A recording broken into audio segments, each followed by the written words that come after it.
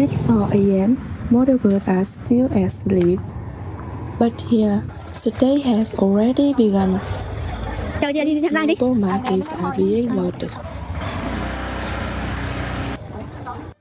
And one by one, they disappear into the darkness.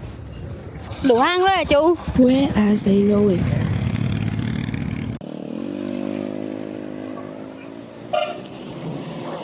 And why do they have to leave so early?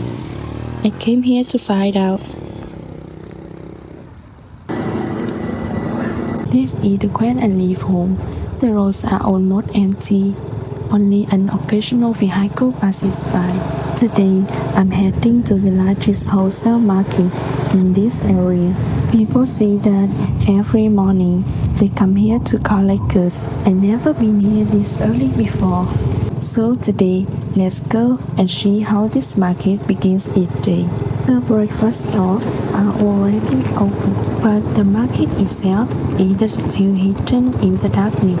I park my motorcycle at the main entrance. Only a few motorcycles were already there. Everything around me was extremely quiet. To be honest, I couldn't help but wonder, was it really what the largest wholesale market in the region looked like? Then I noticed a few motorcycles leaving through a narrow road that seemed to connect to another entrance. Curious, I decided to follow them. As I walked deeper inside, I wasn't sure what I was going to find. This part is sold up. Would you keep going? Because honestly, I wasn't this close to turning around and finding another way.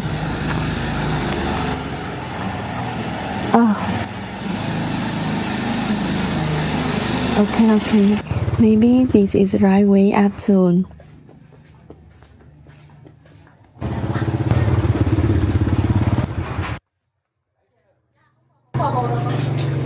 4:30 a.m. It was still completely dark.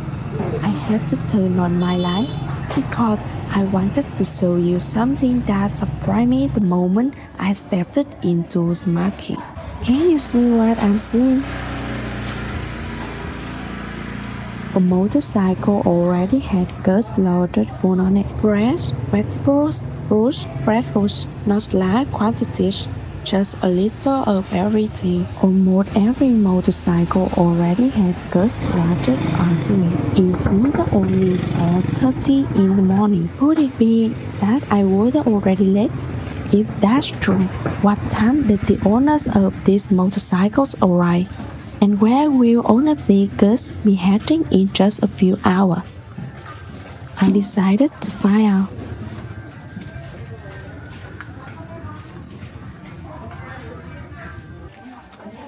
Right next to the parking area was the bakery section. Delivery motorbikes were scattered outside, and behind them, the ovens were already glowing. Thin stream of smoke drifted quietly beneath the old tin roofs. The bakers were already at work. I wonder what time their day had actually begun. Perhaps this is a place where the first batches of donuts begin their journey before being transported to villages across the region.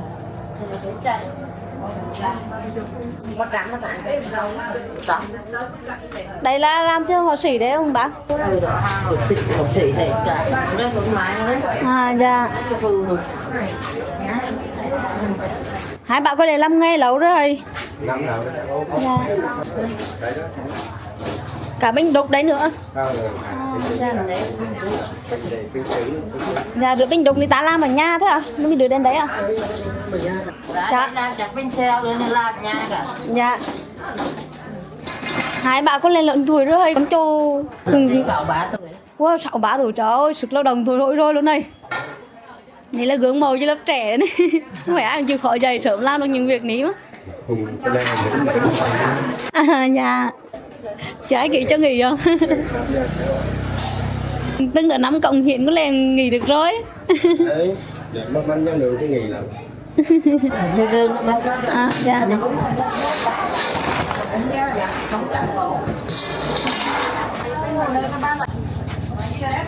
Dạ. Em quay mọi người ở chờ làm việc buổi sáng đấy. Dạ. Chúc hai bác nhiều sức khỏe nhá. Dạ. Dạ. Đây là món mặt bao nên là trứng ngọt mà ngọt đó.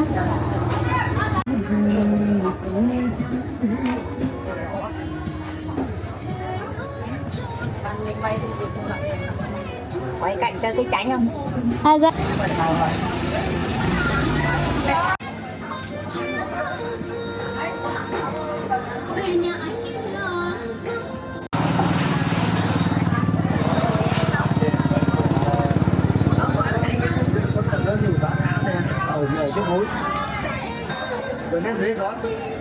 Dạ. Làm nghề mười mấy năm rồi chứ thầy? 37 năm rồi. 37 năm rồi ạ. Nghề 37 năm. Quay là phải quay quân cấp chứ đâu. Đúng rồi. Đấy là chắc cái 6 công đấy. Mình quay nó quay cái 6 quay trực tiếp đấy 6. Dạ. Một quay đâu. Quay đồ nữa. Miss Lan was right. To truly understand this crowd, I have to come by smartly at night time. I hope you choose me for that journey. Dạ, còn tấm chìm. Dạ. Quán thứ hai của ba. Đúng không? Trời ơi không. Quán từ đầu năm 7. Có rửa là vẫn 40 năm chứ thôi. Dạ. bị 7 đứa đấy ơi. Dạ con 4 đứa rồi ạ. Bị 4 đứa. Dạ. Lẩu mà muốn con dao vậy vừa đủ ăn quá. Gì chà ơi, nuôi được cả một đàn con nên nữa. Dạ. Con thôi chứ con thì vừa đủ ăn. Đi Đứa con đấy con ăn con chán rồi con từng mới đẻ. dạ. Thôi đi người đang The traditional cake here marks a simple breakfast enjoyed by people of all ages. That's either why wholesale brands love them. Đấy. Cái châu này là để xỉ là gì? Má thầy được không?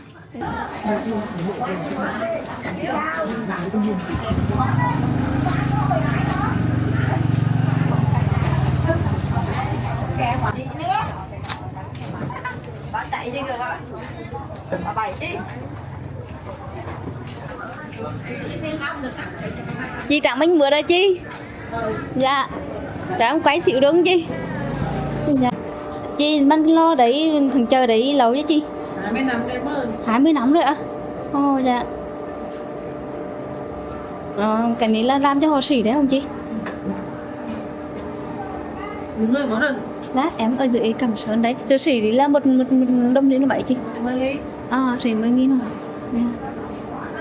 Thì 10.000 rồi họ đi bán được mấy ấy? 15 thôi. Dạ. Chị dậy từ khi mấy giờ đấy? Chị á? Dạ. 1 giờ là dậy rồi. Dạ. Bánh mứt, a traditional steamed rice dish from central Vietnam.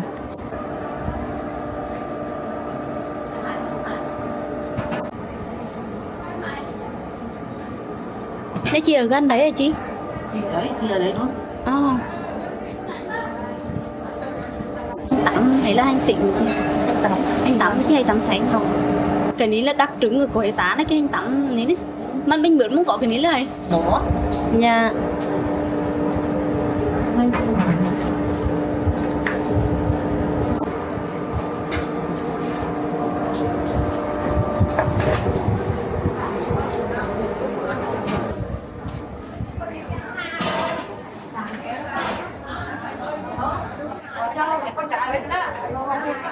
Dạ.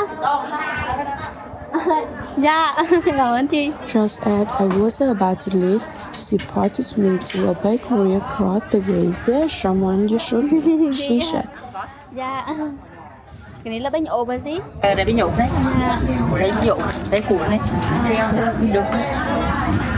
Bánh đúng thì ta làm ở nhà đưa ra đấy ạ. Cuộn đấy là con đấy. Dạ.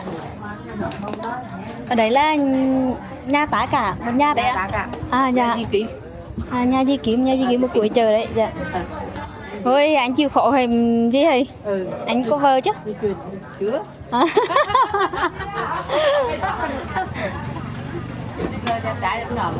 Không phải ai cũng chịu khổ đâu mới gì ạ. Dạ. Ai mang được một con. Dạ. Ai mang. Chụp cái ảnh của đăng lên đó. Thì đăng lên mạng lên.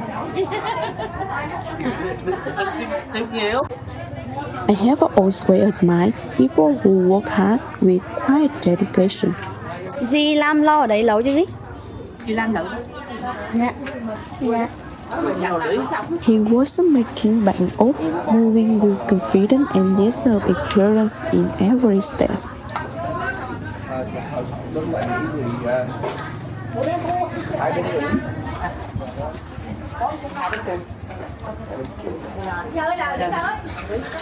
Ba khối cuốn thôi, cuốn thôi đó. Phải lâu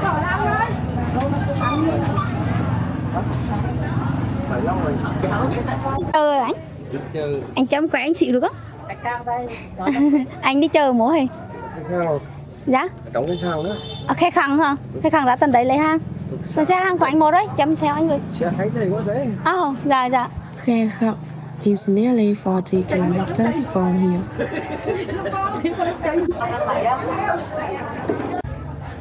Con nó cầm đời. Dạ. Ôi còn chúc gia đình ta nhiều sức khỏe nha, đoàn kết nha gì nha, không phải ai cũng làm chúng nhau được gì đó. Nhất là nha, có anh con trai nữa chịu khổ được. Tiếc ấy. I really didn't want to leave this wonderful family, but I had to get back to reality and keep going on my journey. Everyone was still jostling, buying what you needed for today the shelling trip. I really wanted to see beside the cage where those vendors got everything else from. Will you keep following me to the other stores? For a right neutral supply point, Rồi ai chỉ cả sẽ đừng gì hay đắng đó. Thì cả. the wholesale buys have taken up on display on the bike. Dạ. 5 a.m. The meat market. Oh, I never expected it to be this special inside. Không. This is a vendor who occasionally comes through my village to sell. Tiền mới ít, 27 năm mới ít. Nếu chớ ăn đủ chớ chí cả đấy chứ phải ăn như thế. Dạ. Phải ăn được cái chay chứ. Làm chi nha. Đi đi.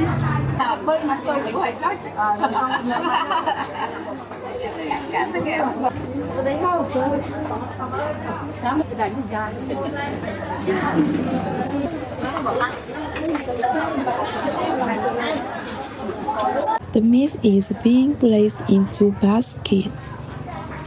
Even the chickens in their cages are growing their lot a few times. When I stepped out into the open parking area behind the vegetable market, it was still up. Many of the delivery motorbikes were now almost fully loaded. Did I miss something again? Đủ hàng rồi hả chú?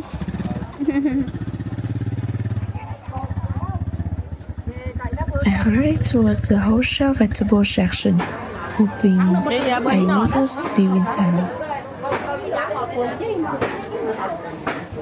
Oh, lucky. It's still very lively here.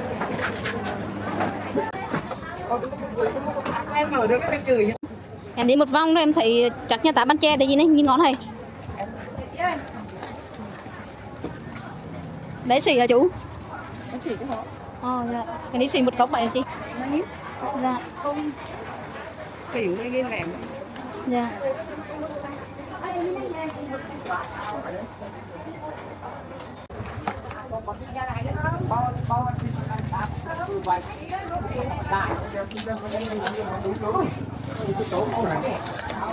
Đây là một lọc từ quạt. Dạ. Đây là một lọc từ quạt. Là từ nhánh dưa hay gì chị? Lọc nhánh dưa thì ra.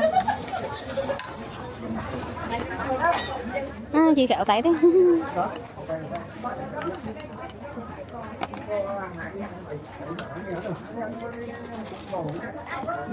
Ông ơi, bữa mai bạn đặt nha. Dạ.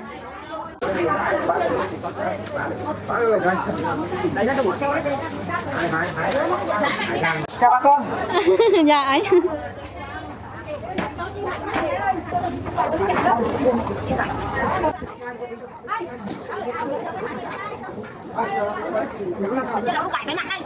Dạ còn một vườn rồi nha. Dạ. Tí đâu đi đi. Cái tạm biệt hả mù.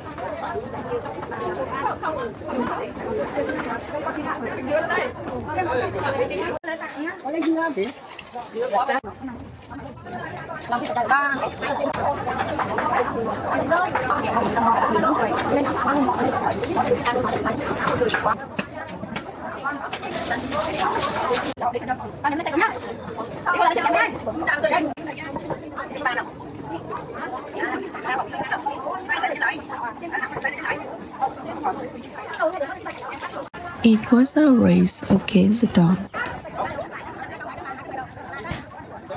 The sky still hasn't fully brightened. The stars are still twinkling.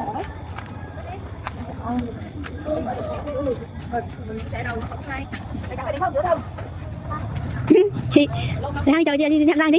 Để nó hỏi này.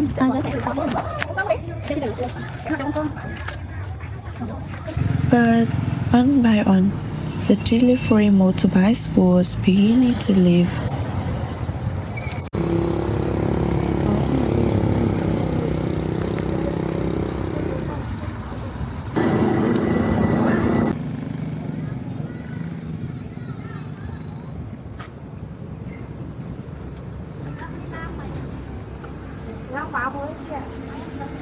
By now, the bread and sticky rice stores are already finishing their first wholesale orders. Ui trời, mình sẽ đây chơi. Đi mốt mà đi sợm đi chi. Chờ mốt đi sợm đi chi. Long bo chứ chị. Long bo chứ chi. Cái này bữa sau chia ra hai.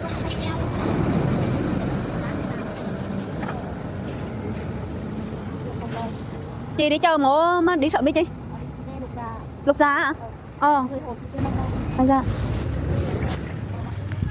Chị ơi, tạm bữa đi chị. Dạ.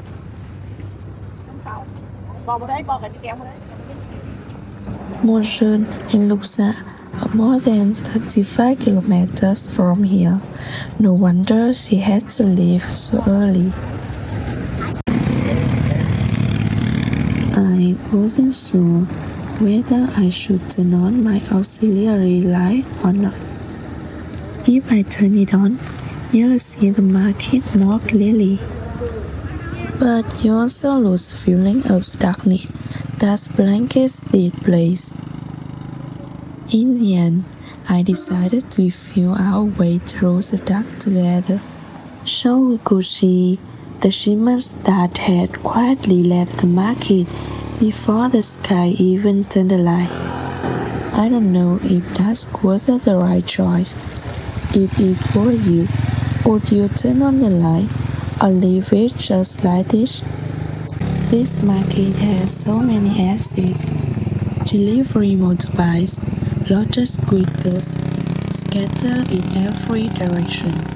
I knew there wasn't no way to follow the moon, so I decided to head back to the rear of the market to catch up with the delivery motorbikes before they left. Two more delivery motorbikes had just left.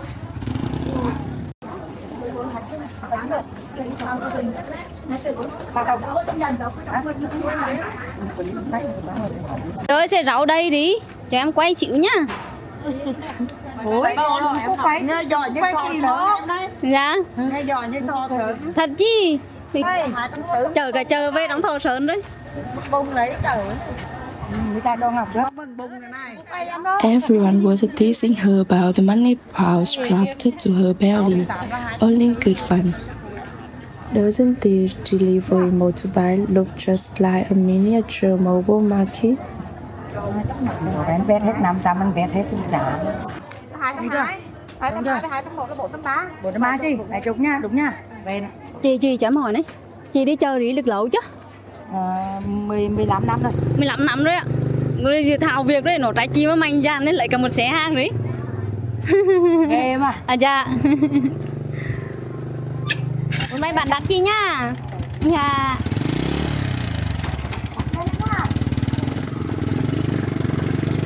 It's getting ready to leave too.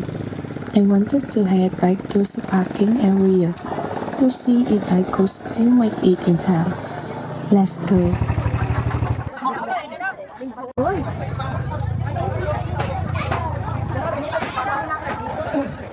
The market is still bustling, with so many delivery motorbikes here. Oh, a seller is delivering straight to a customer's motorbike without even knowing where the owner is. Sun breaks over the market. Never seen this market look so beautiful.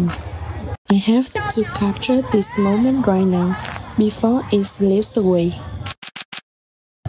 But the race against time isn't over yet. I have to go down there and see how everyone is buying and selling. The sky was gradually growing lighter, but the market space hadn't slowed down at all. Everyone was rushing to pay and get ready to leave. I followed everyone to the parking area.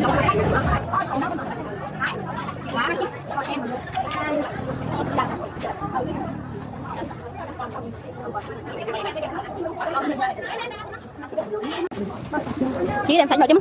Để em thử xem được.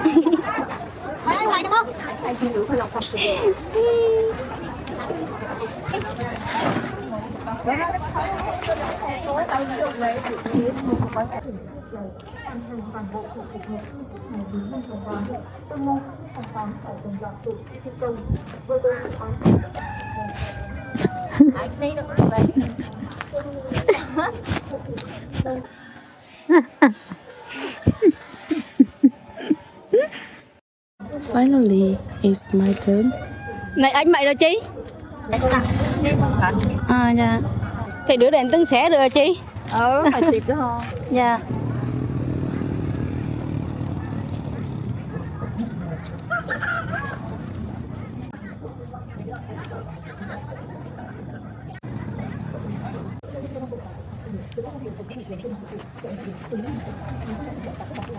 Xịt cho gì? Hay là gì cũng đi làm đấy không? Dạ. Đi hưởng một đấy gì? Một ngày đi chơi hết khoảng tiền vốn hết khoảng mấy gì? 2 triệu. 2 triệu, 3 triệu hay gì? Dạ. Dạ. Thế thì một ngày được khoảng tiền lời khoảng được mấy gì? Thật thương lắm. À dạ. Nhưng mà cũng phải duy trì được chứ hay gì? Phải đủ thì mới duy trì được. Dạ. Ai xe hàng anh đấy à? Bao nhiêu chứ? Dạ. Nhiều hàng anh ơi. Đi chơi để tính vốn hiện khoảng 7 đó anh. Bộ 5 triệu á. Ồ dạ. Tôi đã 400 đây. Đây chúng cháu ơi, đậu đừng nữa. Đậu 300 cái đó này. Đậu đừng nọ. Mấy con vào gần con có tính như thế mà. Hả? Cao. Rồi nghe đặt lên. Vậy đi hàng nhiêu? Dạ bữa nào mới chỉ cuốn lại được đi. Bên đi ta. Bên đi nó đi nó nghỉ đó. Dạ. Bên đi 3 đi. Mày đó. Chị 300 này. Một quả mới đi nữa. Chị đi hưởng một đây chị. Thì đi có thành ăn chị. Chảo như kiểu một cái chờ này. Đủ thứ này. Ăn rằn. Mày đâu bác? Chị, bữa đi tổng tiền vốn chị đi chơi hết mày đấy. Nhiều đó mày. Triệu 3 triệu rưỡi chứ đó thôi, ví dụ á. Dạ. Ăn vặt chứ. Dạ. Thịt bo cả kiểu nó thì cùng 4 triệu mấy chứ. Năng tên thịt chứ chị ơi. Bên đi một này như thịt bo quả ỉ. Dạ. Chị ước lượng khoảng nếu mà tin lời khoảng được mấy? Tên lôi nữa không? Dạ. Để cho biết chứ một xe hàng tăng lý thì có bao cổng chị đi chơi không? Chị làm sẽ được có khi 400 500 chứ đó thôi. À dạ. Dạ dạ. Là làm. Dạ. Bán gì đây? đi quay lắm. Đi quay lắm. Làm vẫn hàng giỏi, mà một xe đi nhưng mà nóng mới chờ đấy. Khi nay trong cuộc gọi thôi này có phải anh ráng thôi. Làm thì bữa nào Buồn may bạn đặt chị nhá, mạnh khỏe chị hai. Dạ. nha. Dạ.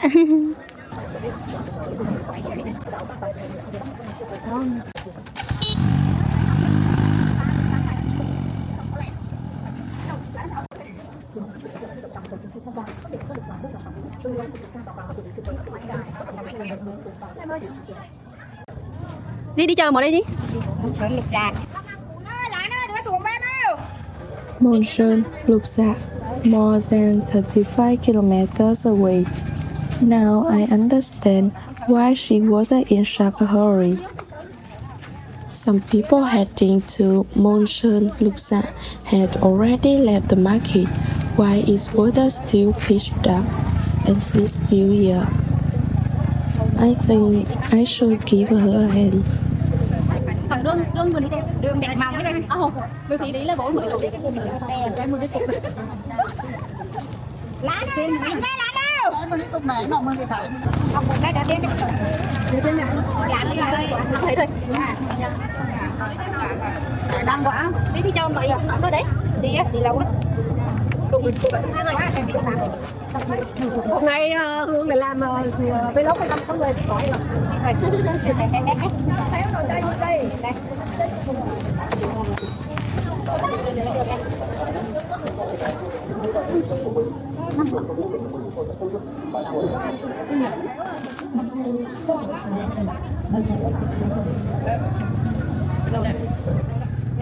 Dạ. Hai đồng nó đó. Dạ. Bất hạnh đấy. Anh Luân. Anh Luân luôn á. Dạ.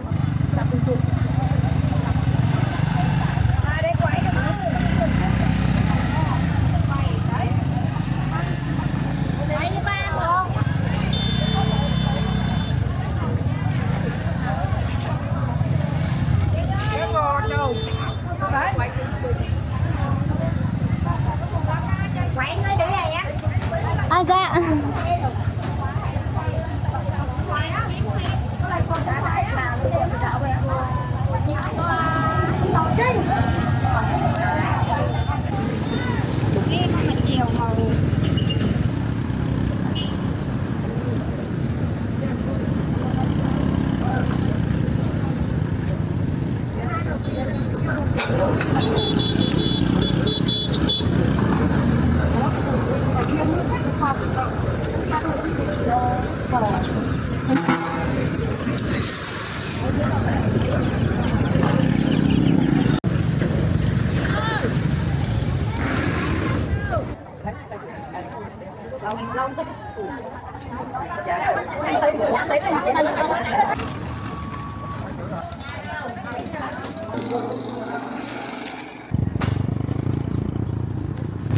The final wholesale orders.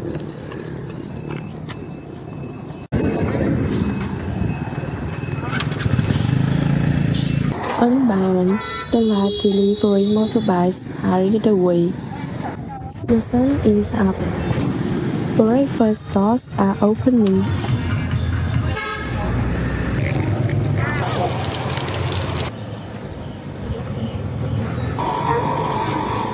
And now, the market belongs to everyone else.